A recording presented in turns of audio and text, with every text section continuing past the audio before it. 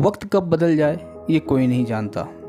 ऐसी ही कहानी आज आपके लिए लेके आया हूँ। इस कहानी की मुख्य किरदार जो है वो है कविता नाम की लड़की। तो चलिए शुरू करते हैं आज की इस कहानी को।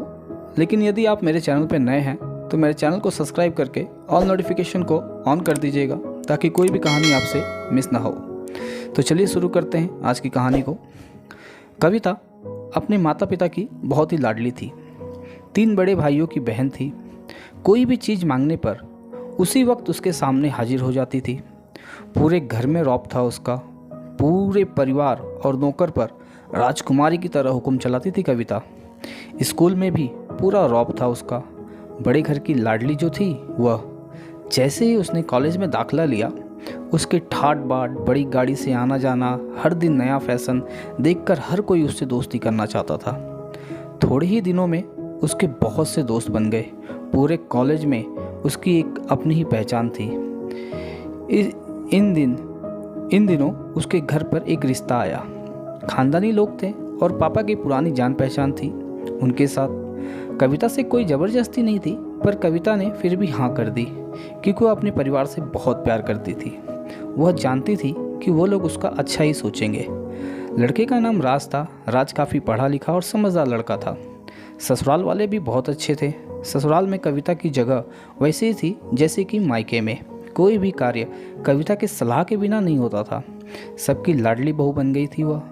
फिर उनके घर एक छोटा बेटा हुआ। राहुल कविता को जान से ज़्यादा प्यार करता था। पोता पाकर ससुराल वाले फूले नहीं समाते थे। कविता कभी कभी सोचती थी कि उसकी किस्मत कितनी अच्छी है। उसका हर अपना उसे इतना प्यार करता है। जीवन में चाहे कैसा भी समय आए, मेरे अपने हमेशा मेरे साथ हैं। मैं कभी अकेली नहीं हो सकती। उसकी खुशकिस्मती को शायद कविता की ही नज़र लग गई। एक दिन वह मायके जाने के लिए जिद कर बैठी। राज को बहुत काम था लेकिन वो उसे फिर भी ले गया। रास्ते में उसकी गाड़ी एक अन्य गाड़ी से टकरा गई। कविता, राज और राहुल को बुरी तरह जख्मी हो गए। काफ़ी दिनों इलाज चलने के बाद राज और राहुल तो ठीक हो गए, लेकिन कविता पूरी तरह ठीक ना हो सकी। सर पर चोट लगने के कारण उसने अपनी आंखों की रोशनी खो दी। अब कविता की किस्मत जैसे उल्टे पांव चलने लगी। मायके वाले कुछ दिनों तक उससे मिलने आते रहे। फिर कभी कभार फ़ोन करके ही हालचाल पूछ लेते थे, कैसी हो।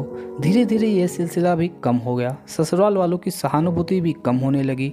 घर में किसी को पास बैठने के लिए कहती तो जवाब मिलता, बहुत काम है, अब तुम भी हाथ नहीं बटा सकती।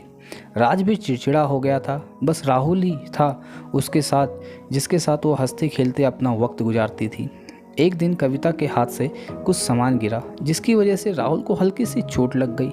कविता के सास ससुर ने राहुल को उससे अलग कर दिया कि कहीं उसके ना देख पाने की वजह से बच्चे को नुकसान ना हो जाए। कविता अंदर से टूट चुकी थी।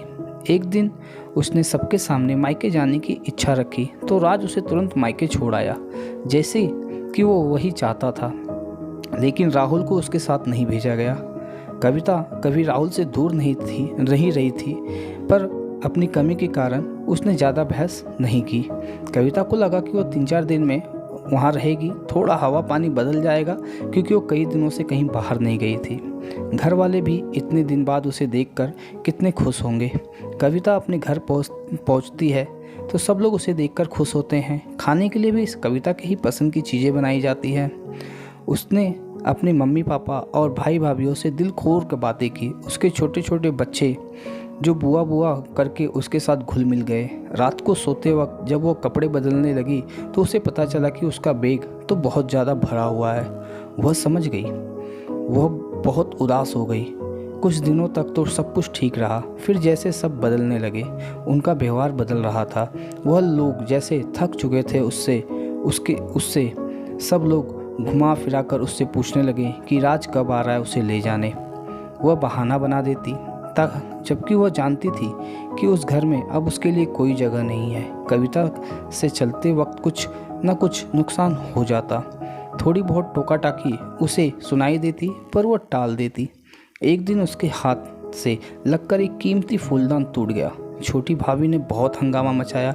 कविता के माता पिता रोज रोज के इस झमेले से तंग आ गए थे। उन्होंने राज को खुद फ़ोन कर दिया।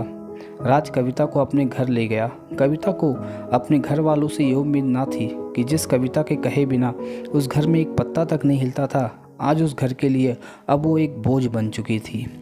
राज के साथ ससुराल आते वक्त वो बहुत खुश थी क्योंकि वह अपने घर जा रही थी अपने जिगर के टुकड़े राहुल के साथ। परंतु यह खुशी भी कुछ पल की ही थी। सारा बंदोबस्त पहले ही किया गया था।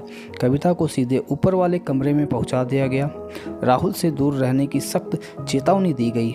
एक काम वाली लता जिसको उसकी जिम्मेदारी सौंपी गई, जो उसके खाने पीने पहनने जैसी ज़रूरतों का ध्यान रखती थी। कविता ज़्यादातर चुप रहती थी, कभी कभी काम वाली लता से थोड़ा बहुत बात कर लेती थी, जिसके जरिए राहुल का पता चल जाता।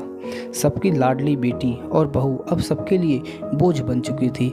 दोस्तों, कहानी कैसी लगी आपको मुझे कमेंट करके बताइएगा और वीडियो को लाइक ज़रूर कर दीजिएगा। तो मिलते हैं आपसे अगली कहानी में, तब तक के लिए आप अपना ख्याल रखिए।